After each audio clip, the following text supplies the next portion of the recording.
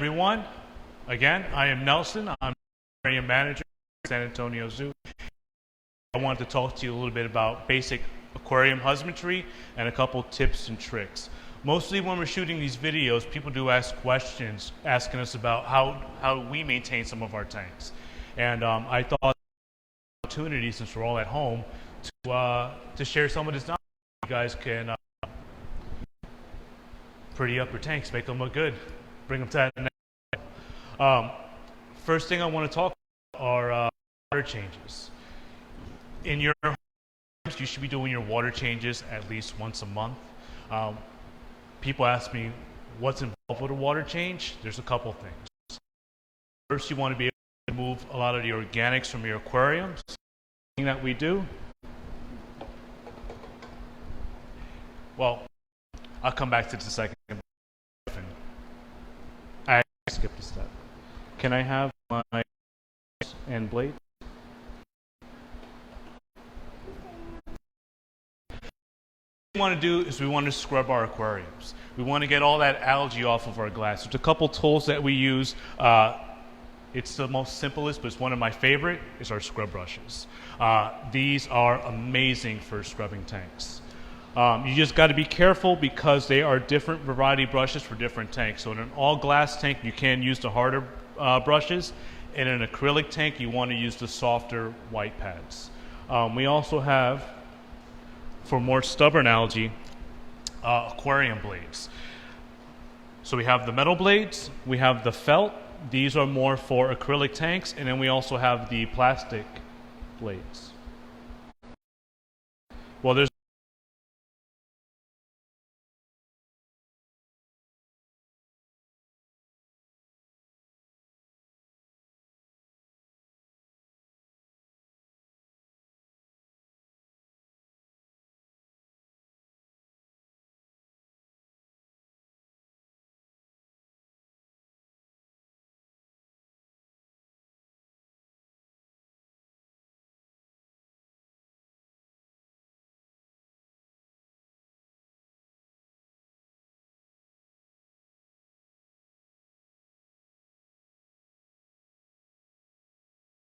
really difficult to remove this. Sometimes you can even get hurt. So a little trick that I learned over the years is turn the tab down, so now it inserts. Now I can scrape all the algae from my tanks, and when I'm done, I can remove that pretty easily. One thing you want to watch out when you're scrubbing your aquariums, I'm going to walk right over here, is that when we're scraping, you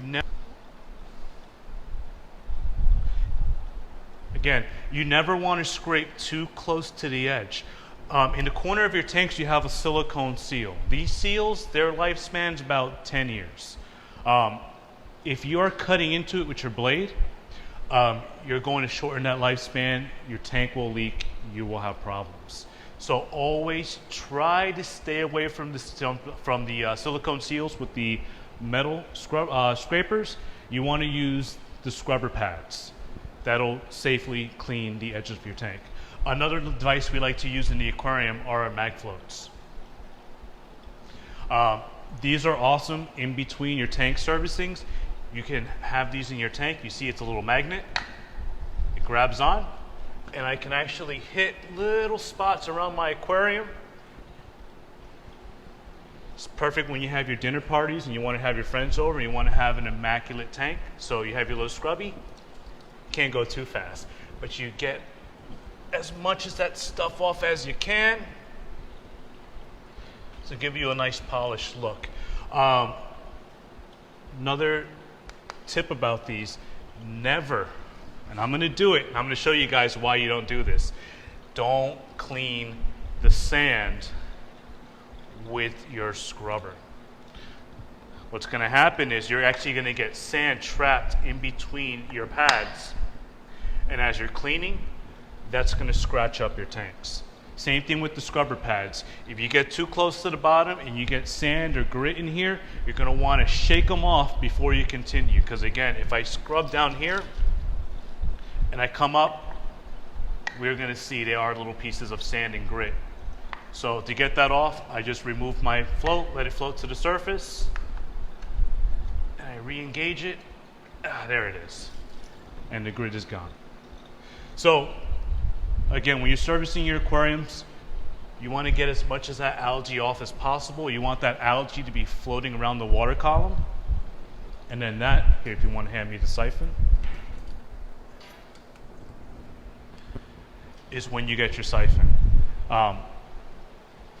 I used to work in pet stores for a very long time. I actually started this hobby back in 2005 when I was still in high school. I got a job at a local pet shop, and I fell in love with the hobby, and I knew this is something that I wanted to do for my entire life. And I did that for a couple years. I ran a small aquarium in New Jersey, and after that I felt it was time for me to make my step up. So I started here in San Antonio Zoo back in 2017. I started as the aquarium manager and then was later integrated into the life support, and that's how we run aquarium and life support. Just wanted to give you guys that background before I go any further. But this is a siphon, and back in my pet shop days, I would show people this, and they would be like, "Ew, I'm not putting my mouth on that. I don't like the taste of fish tank water." Well, I said, "Well, neither do I." So there's different ways you can use to start these. This one actually has a little flap. It's hard to show, but you would sink this siphon into the water. You would take your hose, clip it into a bucket. Always secure your hoses. You don't know how many times people have done water changes and your hose slips out of your bucket, and then you have about 10, 20 gallons on your living room floor. From my experience, wife's not too happy about that. But yeah, we get this siphon into the water. We're gonna move it up and down. The flap will move water through the siphon. Once it hits a certain point, gravity's gonna take over, and it's gonna pull that water down into your bucket. If you're not lucky enough to have one of those flaps, you can take your siphon. I usually like to pinch the edge of the hose like that.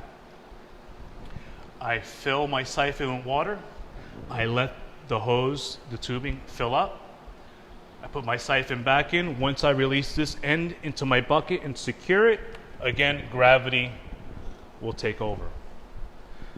The other old school method that people use, you don't have to put your mouth on the tube. Use your hand.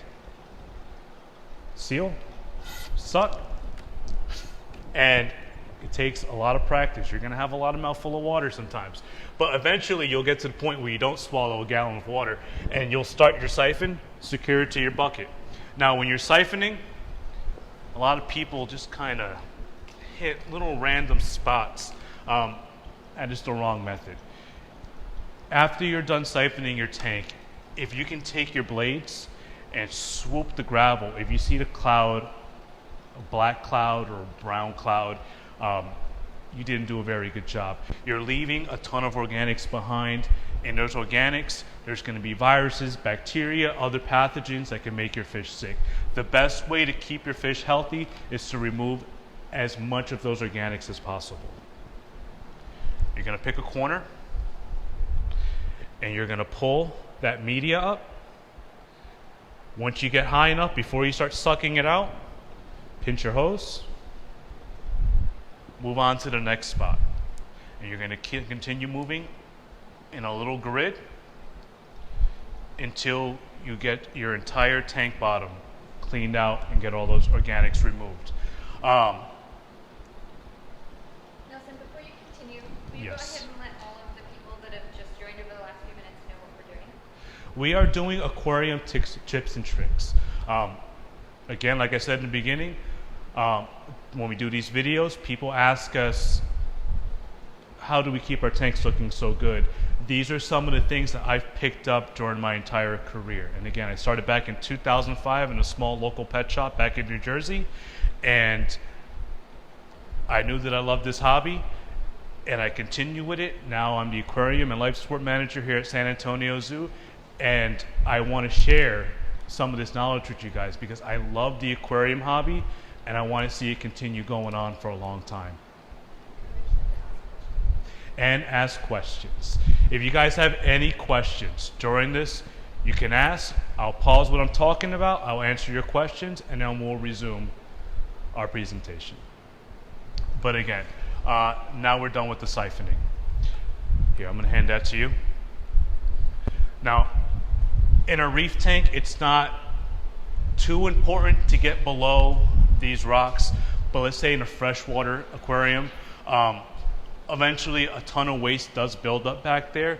So you do want to, at least once a year, remove all your ornaments and clean behind there. Occasionally, people have like little decorative boats or the little treasure guy who bubbles up and he opens his treasure. He's so excited to see it. Sometimes they'll get covered in algae. Sometimes you can't scrub the algae off. So it's sometimes good to take those items and put them in a mild bleach soak. You put them in a 5-gallon bucket, little cap full of bleach, and remember to dechlorinate. Let me get my dechlorinator. Yes. Anytime you're servicing your aquarium, if you're not using RO water or RODI water, and you're using water straight from your city, your tap, you're going to want to dechlorinate it. There's a lot of chlorines, there's a lot of chloramines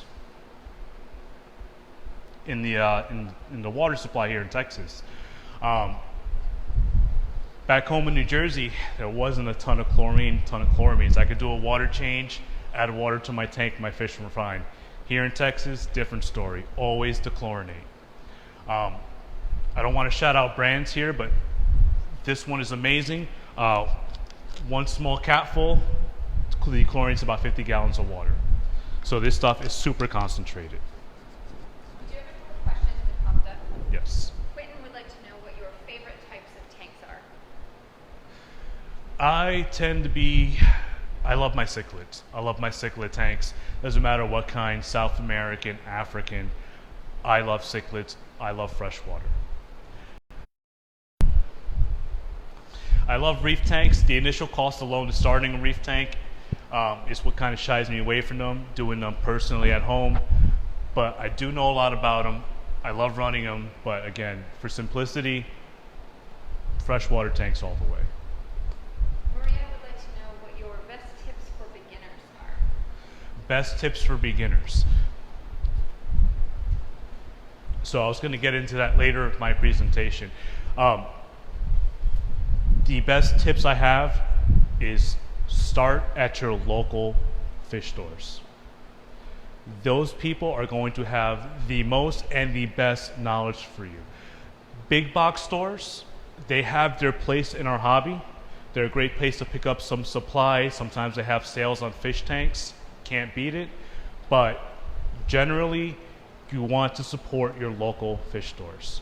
Those are the places where you're going to get the best quality fish, and they're going to know a little bit more about where they came from. So when you go to a reputable fish store, you can always ask them, where are your fish sourced? We want to make sure that whenever we have the opportunity, we do purchase aquacultured fish. These are fish that are produced in captivity. If you do anything wild caught, mostly saltwater fish or wild caught, you want to make sure that they're doing it in a sustainable way. So you can ask them, how were these fish collected? Is it MAX certified? MAX certified is the Marine Aquarium Council. They were a group of people back in the early 2000s who went to fisheries and they made sure that fish were being collected in a sustainable way. They weren't being collected with cyanide or dynamite or anything like that, that they were collected and that they weren't damaging the environment. Sky would like to know, what are the most important chemistry values to monitor in a saltwater tank? Let me get my little chart. I'm really excited about this. So, during my time in the local fish stores, people would bring in their water samples and we would test them for free. Some people wanted to buy fish, but they never wanted to bring water quality. And I said, well, what is your water like? And they would say, fine.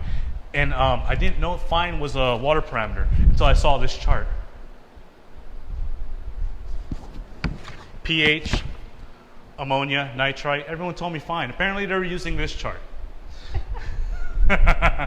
But we need actual values. All right. In your aquarium tanks, in a saltwater tank, depending whether it's reef or fish only, we call that a fowler, fish only with live rock. We water monitor pH, ammonia, nitrite, nitrates, and in a reef tank, we want to monitor additionally alkalinity, calcium, and magnesium. Let me get my nitrification chart.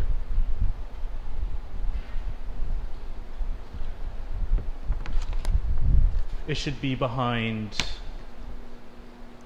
here it is. So again, when we're checking water qualities, when you're cycling in an aquarium, fish produce ammonia through urination and respiration. We want to be able to convert ammonia, which is deadly, into a safe chemical called nitrite. So in your home aquariums, I'm going to hand this to you. Here's a little chart. We feed our fish. They produce waste through respiration and urination. Any uneaten food or decaying plant matter is going to convert into ammonia. That is toxic. Our nitrosoma bacteria converts the ammonia into nitrite, which is still a toxin for fish, and at high enough levels will start to kill your fish. So we have another bacteria called Nitrobacter. Nitrobacter converts the nitrite into nitrate, which is safe. That's a nutrient which is taken up by plants and taken up by water changes. That is over here. So as the ammonia and nitrite start to go down slowly, you'll see when we do our water changes, we get a sharp decline in nitrate, but over time, it's going to build up slowly. Nitrate, in most cases, won't kill your fish. It's an indicator that you're not doing enough water changes, you're not cleaning your tank efficiently enough. High ammonia, high nitrite signals that you do have a serious issue. You're either overfeeding, you've had a fish that died and you haven't found it yet, or your filtration seriously needs to be upgraded. We do have several more questions. Yes. Maxine would like to know if you need to dechlorinate in between water changes too, or only when you do water changes? Only when you physically add new water to an aquarium do you need to dechlorinate. Once you add a dechlorinator, it should bind to that chlorine atom and break it down. It should oxidize it. So only when you're physically adding new water to an aquarium do you want to dechlorinate. Maritza says that her tank is getting extremely dirty very fast. She has a 20-gallon tank. She changes the filter about every week and a half. Do you have any suggestions on how to keep the tank clean? Yes, filtration is a big part of it. Again, you want to make sure you're doing your monthly husbandry, your water changes, your algae, all that stuff. But also filters. Again, throughout my years, people always buy the beginner filters or the cheapest filters with the intent that they're going to buy a better filter in the future. Well, you just spent money twice. Buy the equipment you need when you need it. So I'm going to start off with some of the most common and some of my favorite filters. Because a lot of the filters use the little pads. Those you're going to burn through every week. There's no way around it. They're not that efficient. I tend to like hang on the back filters that have these fancy little trays. These trays, highly customizable. It's always going to have your pre-filter sponge. Then you can add a bag of carbon. With carbon, you want to make sure that you rinse it really good, so when you put it under the sink, it's going to be black. But over time, the water should run clear. Once the water runs clear, the carbon is good to insert into your filter. On top, you're going to have a biomedia. They're little ceramic cylinders. I'll show you them in a second. They don't have to be changed. All that ceramic media is a place for nitrifying bacteria to live, so it can break down ammonia into nitrite. But I love these because you can probably go the entire month without changing these. At the end of the month, you pull everything out. When you do your water changes, all that water in your bucket, you take your sponge, and you rinse it out and they're really good. You get all that gunk out of there, but you want to make sure you keep the bacteria that's living in your sponge alive. That's going to help with your biological filtration. So we set that back in there. We change our carbon. We rinse off our biomedia the same way we cleaned off our sponges, and we slide them back in. When you're working on these pumps, you want to make sure that at least once a year you service your filter.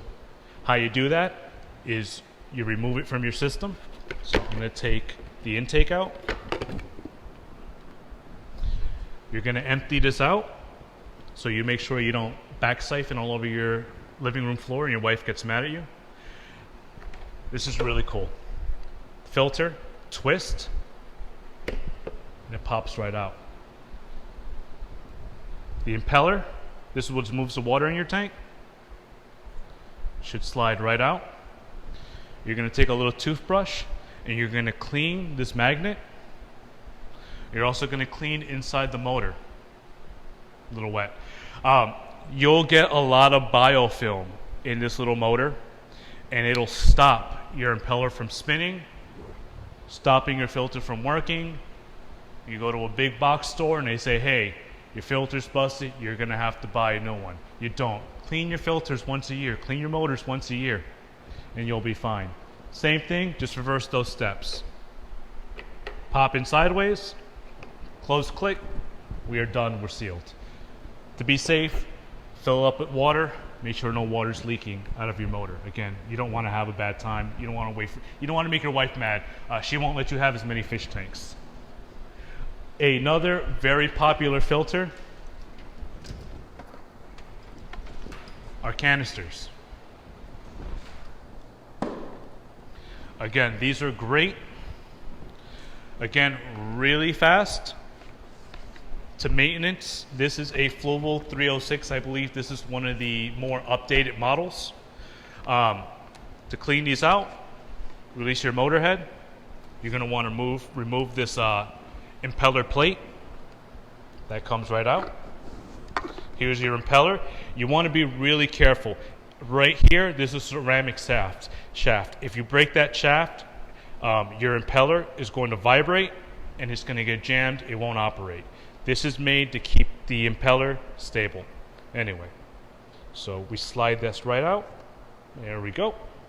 Again, clean your magnets. Clean inside here. The ceramic shaft is held together by a little rubber boot. There's a little slot in there, so you just got to make sure, get it back in the slot. Watch now, I won't be able to make it happen.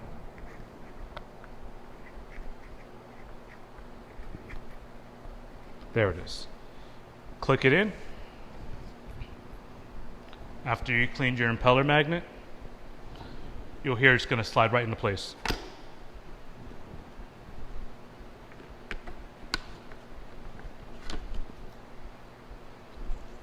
Put it in backwards. There. You'll hear a little click, and you are done. Over here is your priming line. So once you get these started, you got to prime them up. Motor should start. But again, the best thing about canister filters is the way they're set up. You can have your pre-filter sponges. In this particular model, there's 4 of these. You don't have to replace these sponges very often. You replace them once they start to get really, really frail. When they start falling apart in your hand, it's time to change them. But yeah, you can pull these out, you can clean them, and then you can reinsert them.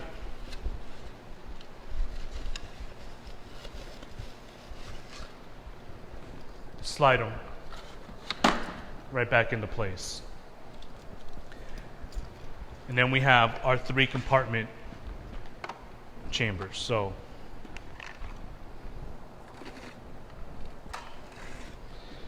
again, these normally operate with another sponge, so it helps collect more debris before it has a chance to enter your aquarium again. So this will help keep your aquarium very polished. Again, rinse these out. Once this sponge starts to get a little flimsy, it's time to change it, but it's probably not going to happen for about a year or two. So we slide that chamber back in. Next, as I mentioned before, this material is called Biomax. It's a ceramic media. You can see it's very porous. That provides surface area so bacteria can grow and break down toxic nitrite and nitrate into nitrite into nitrate. So again, that slides back in. You'll hear it click. These are our carbon bags. So carbon is going to remove organics from your water, so it's going to remove that smell, the yellow coloration, and any other toxins in your aquarium. The carbon should help pull it in. Inside the carbon is actually a really, really cool thing. It has a ton of micro cracks in it. And when organic matter flows through it, it pulls it and it traps it inside its little carbon walls. There's been papers written that in some carbons, there's as much surface area as an entire football field. The same thing with BioBalls and Biomax. Because of all those small porous crevices, it increases surface area. So when you flatten that all out, again, it equates to about a football field's worth of surface area. All that in a tiny little package. Is it true that another major tip is not to overstock your tank with fish? And if that's the case, how would you know if you're doing so? So a general rule of thumb for stocking an aquarium is for every gallon you have, you're allowed 1 inch of fish, not including the tail. So from the head to the base of the tail is generally where we measure. But not all fish are created equal. A neon tetra, it's about that big, isn't going to produce as much waste as an Oscar that's about the same size. So when you're stocking your aquarium in the beginning, you want to stick towards that 1 inch per gallon. But as time goes by, when you're doing your water testing,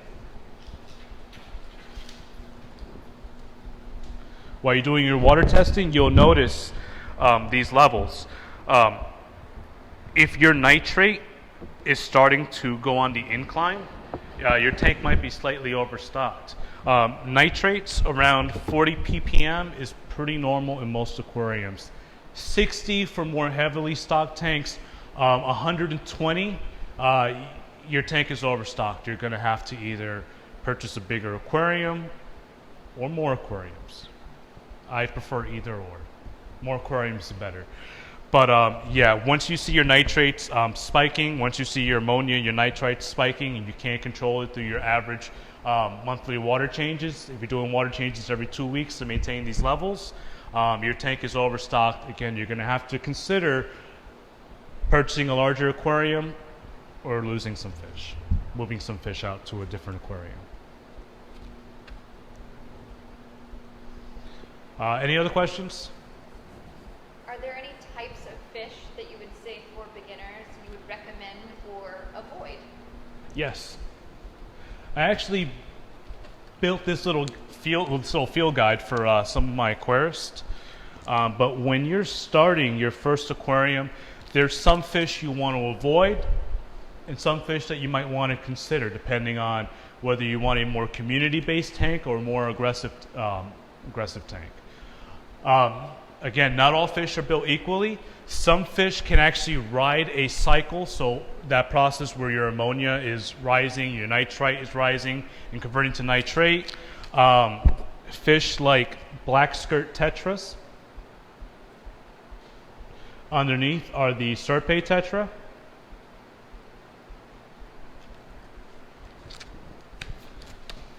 Diamond tetra.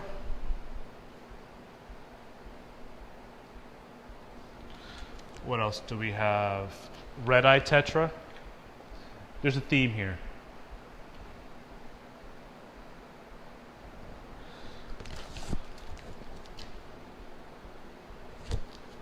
Buenos Aires tetra for those more aggressive aquariums. Those are all fish that can ride out a cycle. They're all tetra. They're all really easy to take care of. They're low maintenance. You do not want to buy, when you're first setting up your aquarium, any type of live bearer. Platies, mollies, swordtails. Don't buy them. They're not going to ride the cycle too well. Angelfish, they're not going to do well. Any fish that's scaleless. Scaleless is, their scales are so tiny, it's practically like a skin coat on them. That'll be loaches, plecos, really bad fish to start your aquarium with. And I'm going to loop back around to a pleco real fast. Most of you guys have seen a pleco. This is a royal pleco. It's one of the fancy ornamental plecos. Not great to start an aquarium with. And catfish. You do not want to start with catfish. Catfish are for a more established aquarium.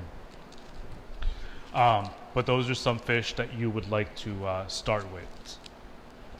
Sky would like to know what signs you look for when trying to figure out if your fish are sick or healthy. One of the first giveaways that something is wrong with your tank, it's going to be one of two extremes. Either your fish are at the surface of the water and their mouth is breaching and they're breathing really heavily. That's called piping. That's going to happen because you have low oxygen in your tank, you have high ammonia and high nitrite. What ammonia and nitrite like to do is they take the place of oxygen in your fish's bloodstream. So now your fish can't readily use the oxygen that he needs to, and he starts to suffocate. A big giveaway of nitrite poisoning in fish are brown gills. We call that brown blood disease. Again, they're not getting the oxygen they need. It's being replaced by nitrite and ammonia, and that's why we do water changes to help fix that. The other dead giveaway is your fish sitting at the bottom of your aquarium. That is a really bad sign. That's going to be, again, low oxygen, high ammonia, high nitrite. You're not doing your water changes, or your fish got beat up. They're going to look really rough. They'll be sitting at the bottom. Every day when you're at home, you should have your eyes on your aquarium. You're going to walk up to your fish and you're going to make sure that they're doing all the things that they are normally doing. Cardinal tetras kind of stay in place. My Melanoris wrasse, he's going to swim around, zip around all day. My hawkfish, he's just going to kind of sit in place. But again, if you notice your Melanoris wrasse laying on the bottom of your tank, you got a problem. If you notice anything on their skin, white spots, little fuzz balls, damaged scales, those are signs that you probably have something wrong with your tank. You probably have an ick infestation. You have funguses, which are secondary infections, usually caused when a fish bites another fish and they break their scales, remove their slime coat, and then funguses start to grow in. So those are some signs that you have a problem with your aquarium. You're going to want to get eyes on your fish every day. Make sure their eyes, their skin, their gills, their breathing, their swimming, all that stuff, you want to make sure it's constant. You don't want to see any fish act weird. There's a couple things you can do to prevent stuff like that. I'm going to grab these. Again, this is a live bacteria culture. This is full of Nitrosoma and Nitrobacter bacteria. Hold that real fast. The cool thing about these is that when they're sealed, this is a no oxygen environment. So the bacteria in here, no oxygen, they're going to go to sleep. They're going to go dormant. Once you open this and expose it to oxygen, the bacteria is going to activate. It's going to start converting ammonia and nitrite into nitrate. So you dose this in your tank. Every time you do a water change, it should keep your nitrogen cycle going pretty well. I mean, I love this stuff. Stuff that you can do when you bring new fish into your home aquarium. Back when I started the hobby, we had a lot of harsh chemicals that we used to put into the water to keep bacteria and viruses off of your fish. Over the years, people have started going towards more naturalistic treatments. This is one called Herptana, and this is Artemis. They're both plant emulsified plant extracts. And these things work in a very unique and interesting way. You're going to dose this in your tank when you add a new fish to your aquarium, or you're going to put it in your quarantine tank, which I suggest when you add new fish to your aquarium, you have a small 10-gallon set up somewhere in your house where you can isolate and watch your fish for about a week, 2 weeks, to make sure you're not bringing any pathogens or viruses or bacteria into your tank. But the way the Herptana works is that it kind of knocks all the pathogens off of the fish's slime coat. So if I'm a fish and I have ick or I have funguses or bacteria in my body, this is going to help me shed some of that slime coat, knock some of this stuff off into my substrate. Without the pathogen being attached to the fish, it can't complete its life cycle. It becomes virtually inert, and it becomes not dangerous to your fish. So again, we put the Herptana in there, we knock this stuff off of the fish, and then at the end of the month, we siphon our tanks, we're removing all those pathogens. But this one is for exoparasites, and the Artemis is for more bacterial and fungal stuff. They both smell like Vicks Vapor Rub. It's a very interesting smell, very fragrant, but this stuff is wonderful. We use it here a lot at the aquarium when we're bringing in new fish, because I don't want to put them through any more unnecessary stress. So this stuff tends to do the trick and not stress them out too much. We do have a few more questions. Yes. Do you recommend having live plants or no? So live plants, we can actually walk over to one of my planted tanks. Actually, let's go over here. This one's closer. Live plants, that's going to be your personal preference. Having plants is a lot like having fish or coral. They require their own special care. Your lighting is going to have to be upgraded. Usually the lighting you get with your first starter aquarium is not sufficient enough for plants. Plants need a light spectrum of about 55,000 K to about 75,000 K. And the light is going to be kind of in that kind of reddish range. The red light is what helps with photosynthesis. Some plants have a higher nutrient demand, so some plants are going to require more CO2, so you're going to have to get a CO2 injector, you're going to have to get CO2 liquids.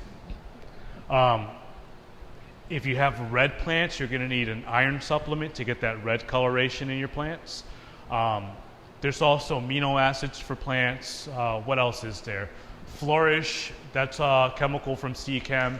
That's kind of like your baseline mixed cocktail for plants. I don't know how else to explain it. But yeah, if you want to go the live plant route, you're going to have to research your plants. Some plants need more in needs of care than other plants. Like the Java moss and I forgot what this guy's called. These are basically aquarium weeds. You just plant some light in there and they'll be fine.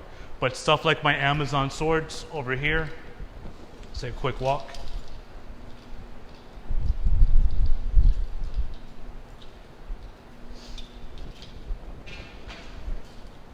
Stuff like my Amazon swords have a higher CO2 need. They need those nutrients. They need all that stuff. So yeah, we have to dose a lot of chemicals in these tanks to keep these plants as green as we do. If we miss a day of supplements, you'll notice our leaves will start to turn yellow. They'll start to turn transparent. They'll start to disintegrate. So yeah, a lot of care is needed to house certain plants. That is my plant answer for you guys. Any other questions? Yes. Can you explain how to best care for betta fish? Betta fish are one of my favorite fish and one of the more misunderstood fish. I know when you go to your local pet shops, they kind of have them in those small little cups. They're not meant to live in those cups forever. And most people think that bettas live in little rice paddies, and when they drain them, they kind of live in like a little shoe print of water. They don't. Bettas have been known to travel in little streams for miles and miles every day. The best setup for a betta, I wouldn't do them any smaller than a 2.5 gallon tank. If you want to have fish, little friends for your betta, you can. Bettas are only aggressive towards other bettas, and one thing that sets off bettas, well, actually two things: the coloration and the body shape of the fish. If you put in any fish that has the same body shape as a betta, they're gonna fight. That's what it is. But if you want to put in smaller fish like tetra or who else is good? Rasaboras, stuff that's not too fin nippy, then he'll be great having tank mates. But 2.5 gallon, you can put a sponge filter, small little hang on the back filter. They don't like a ton of water movement, but you want to give them some type of water movement and some type of filtration. Best setups for bettas. Oh, and for every gallon in your tank, you can go 1 week without doing a water change. So again, a 2.5 gallon tank, you're going to want to do a water change every 2 weeks. And a 4 gallon tank, again, 4 weeks. 10 gallons, you can probably go once a month. Again, the higher you go, the least frequent water changes you have to do. How can you tell if you are overfeeding or underfeeding your fish? Love this question. A fish's eye. Repeat it so they can hear. How do you know if you're overfeeding or underfeeding your fish? Again, one of my favorite questions. A fish's eye is only a fish's stomach is only as big as their eye. They have really tiny stomachs. So usually, I've been doing this for a long time. I can kind of gauge what my fish like to eat. I'll put in a couple pinches of food. I do this for about 5 minutes. Once the fish lose interest in the flakes, they're done eating. You don't have to feed them anymore. I tend to feed my fish at home once a day. I feed them 5 times a week. I take 2 days off. That helps maintain my water quality throughout the month. When you're not feeding a fish enough, the first thing you'll notice is that they'll start to lose fat from right behind their eyeballs. That's where they store a lot of their fat up here. When you're underfeeding a fish, you'll start noticing that fat behind the eyes starts to kind of cave in. And then you'll start seeing their lateral line in between their body. Their lateral line is, if you get really close, you can sort of see it. That's kind of a fish sensory organ. That's how they sense electromagnetic stuff around them. But you'll start to see their bones kind of protrude. That's when you're not feeding your fish too much. So if you notice, I have a thing about fat fish. I get really upset when I see them. So I tend to make sure that my fish have the ideal body condition. They're plump, but they're not fat. And nobody else is, again, too skinny. Fish diets are very important. A lot of people just feed fish flakes, and that's fine. Fish flakes and fish pellets are some of the most nutritionally balanced food that you can offer your animals. But I tell people I love mashed potatoes. I love them. But if I only ate mashed potatoes my entire life, I would have a serious problem. You have to supplement with other foods. The best thing you could do for your fish is not only you feed your flakes and your pellets, but you feed frozen foods. You feed bloodworms, you feed mysis, brine shrimp, spirulina brine shrimp, cyclops. It's sky is the limit. You can pick whatever frozen food you want. You can feed your fish, and they will be happy. They'll take anything you give them. But have a variety of diet items available for your fish. Your fish will do better, they'll look better, and they'll live longer if you do those things. Also, when you're buying your fish flakes, look at the ingredients. I mean, you look at the ingredients when you buy food for yourself. You want to make sure there's no glutens in there. I mean, people do that. People go for grain-free dog food for their dogs all the time, for their cats all the time. Why not do that for your fish? There's some fish foods that are just full of corn. Fish don't digest corn. Corn doesn't naturally grow in the ocean. Corn is there to be a filler. It's there to be a filler. Your fish eat it. They think they're full, but they're not getting the nutrition that they need. So flip over your cans of fish food. Look at the first ingredient.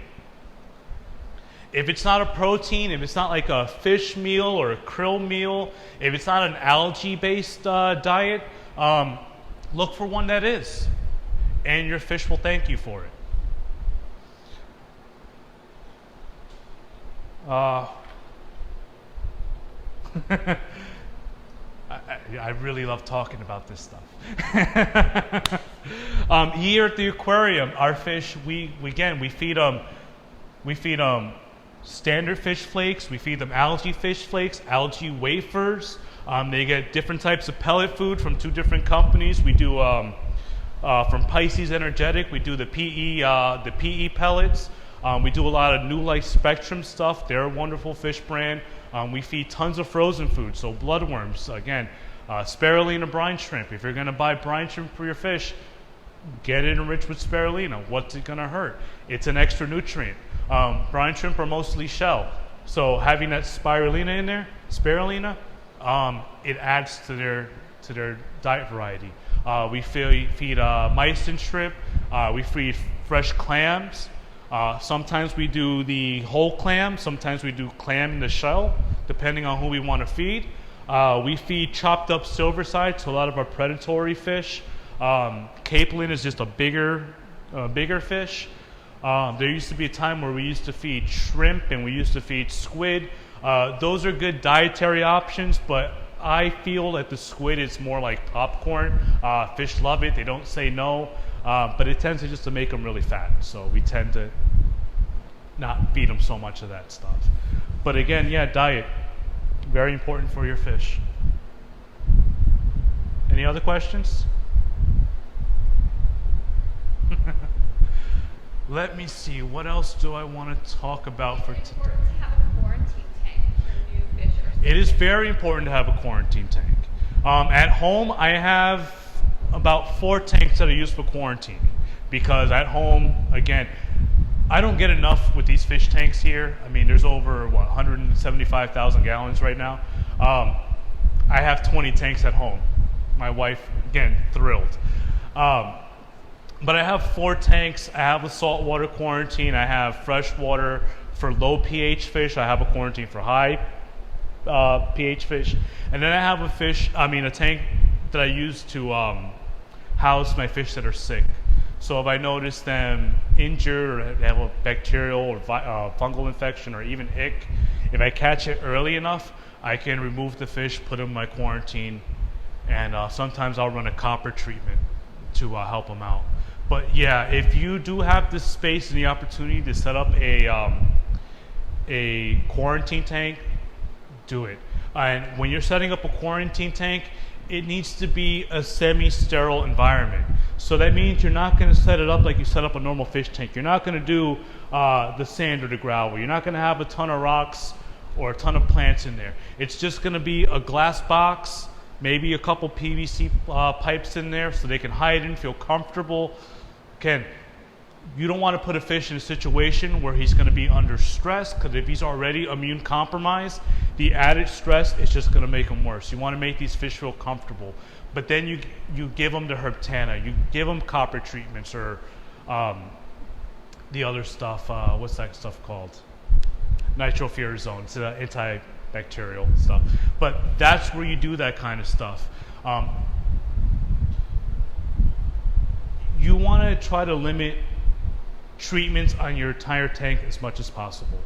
Not only is it expensive and it costs you more in medications, it stresses out a lot of your fish. So if it's possible to pull out an individual, treat him, as long as the rest of your tank is fine, you should be good to go. But again, if you have the opportunity to set up a quarantine tank, I highly recommend you do it. Highly recommend it. Is there a way to best heal lost fins Yeah, isolate the fish is number one. There's tank dividers, there's breeder boxes, a little plastic container that has slits for water flow. You could put your injured fish in there, you could put them into quarantine.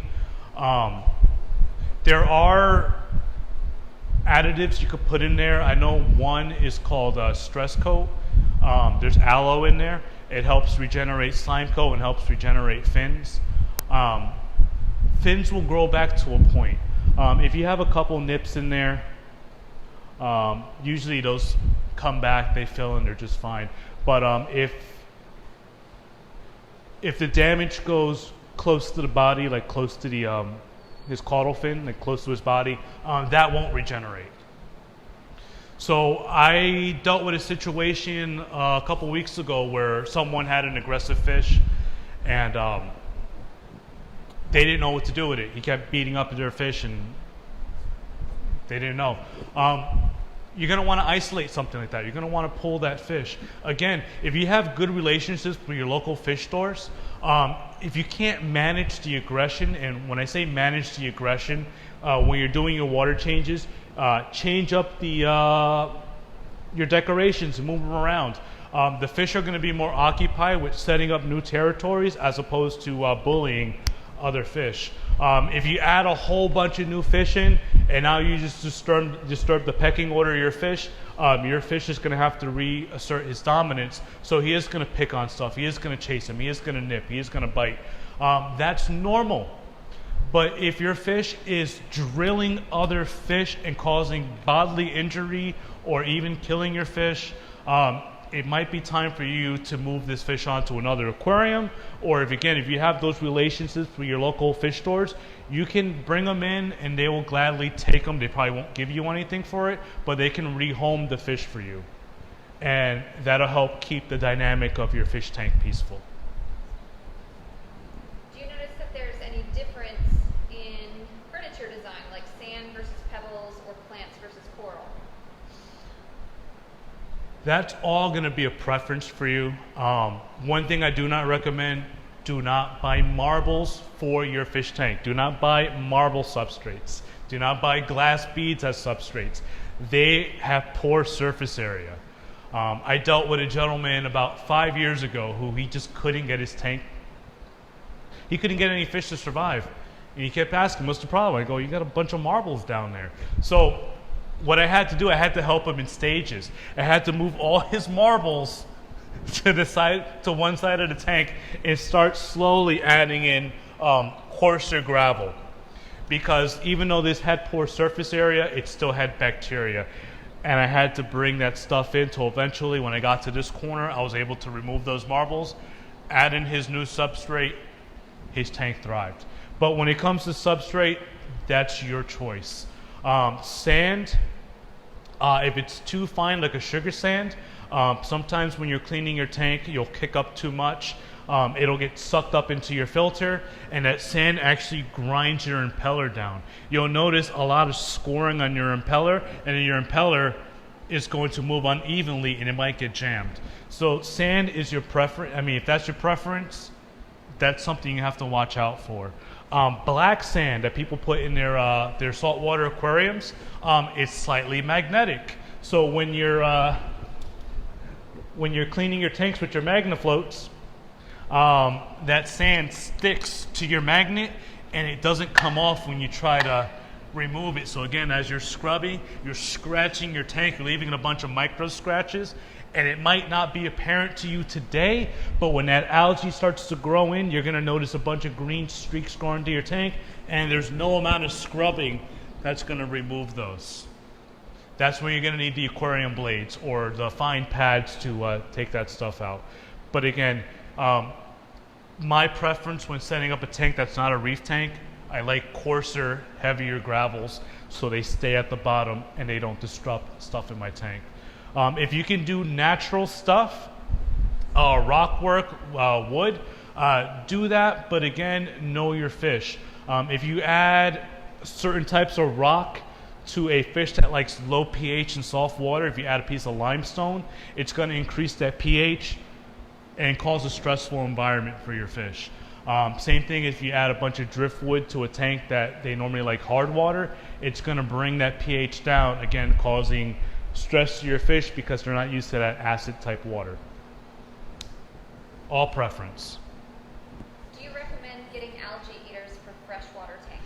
I said I was going to go back to Plecos. I'm so glad you brought that up. The biggest misconception with Plecos is that they're good at eating algae. If that was their only job, they would be fired. They don't normally just eat algae. In the wild, Plecos are eating decaying leaf debris. They're eating dead, decaying fish, and occasionally they'll eat algae. So when you see your Plecos and you're munching on the algae in your tank, they're only eating it because it happens to be available at the time and it happens to be in front of them. But if you think about it, they're eating those biofilm off of your tank, they're eating algae, they're eating leftover pellets and flakes. They're also producing that much waste. And again, it goes back into nitrification. They might be eating this stuff, but then they're converting it into ammonia. They're converting it into their stool. And they're adding organics to your water, causing more algae. So it's the chicken or the egg. Is the Pleco doing more good or is he doing more bad? Because as he's eating, cleaning your tank, he's pooping, feeding your algae. So unless you want to keep a Pleco, unless you really enjoy seeing a fish that moves like 2 inches a day in the morning, do it. But if you're looking for it to be the magic bullet to clean your aquarium, to keep all your stuff clean, you're not going to be that happy. They're not going to do a very great job. And most Plecos get big. I mean, we live in San Antonio. If you go to our local rivers, you'll notice there's football-sized Plecos in the river. It's because they outgrew someone's tank and they threw them in the water.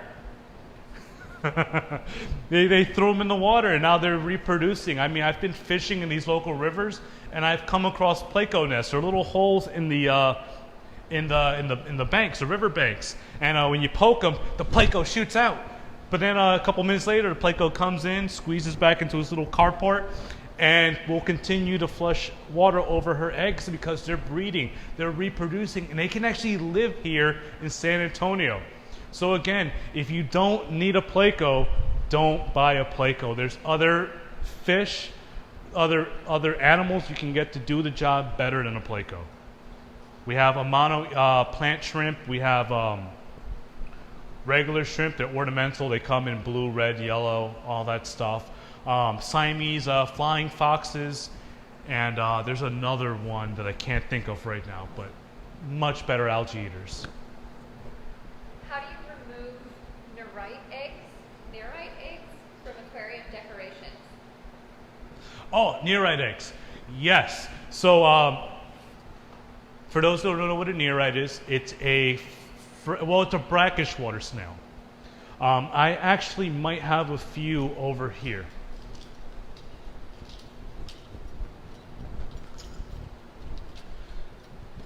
They might not be visible, but their eggs sure are. Here are nerite eggs right here.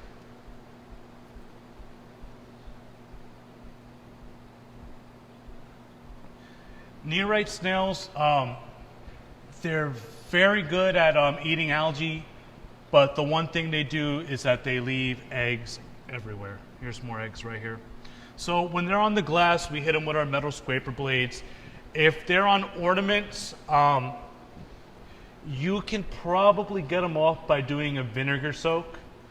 So just put them in a 5-gallon bucket, add half a bottle of vinegar, and that low pH should eat up those egg casings. But I do feel you. They do get kind of annoying, but I tend not to bother with them because eventually the low pH of the water in these planter tanks do dissolve them over time. It's just when they get on your glass. Oh, here's a nerite snail right here, right in front of us.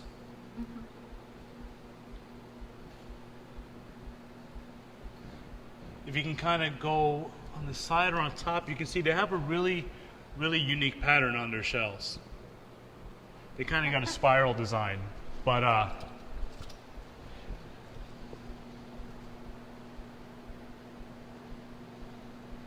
Very curious fish. and if you look, you see his tiny little mouth there. You can see it actually eating some of the biofilms and some of the algae from our aquariums.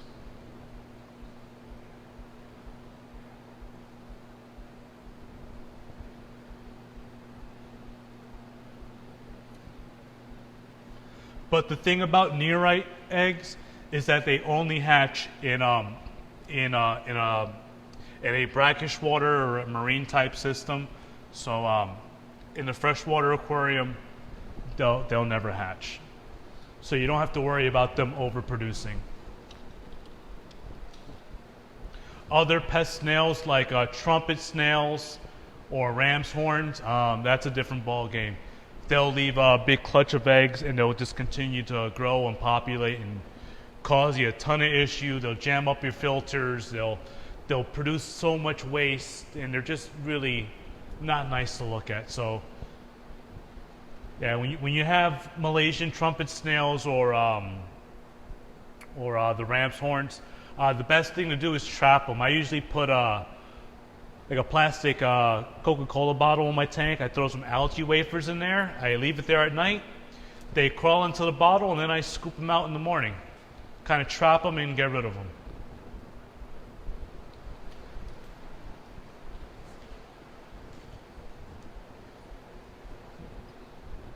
Yeah. All right. So, does anyone have any more questions that I can answer?